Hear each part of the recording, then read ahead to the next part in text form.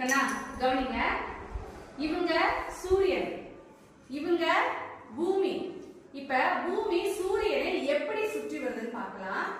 பூமி தன்னைத்தானே சுற்றி கொண்டு சூரியனையும் சுற்றி வருகிறது. இப்ப சுற்றி வாங்க, நீள்வட்ட பாதையை சுற்றி வரணும். சுற்றி வாங்க.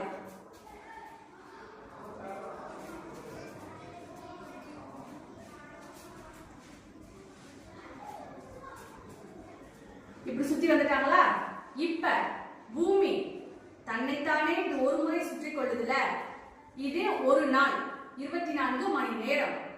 அதே இப்படி சுத்திட்டே சூரியனை சுத்தி வருது இல்லையா, அது ஒரு வருஷம் 365 நாட்கள்.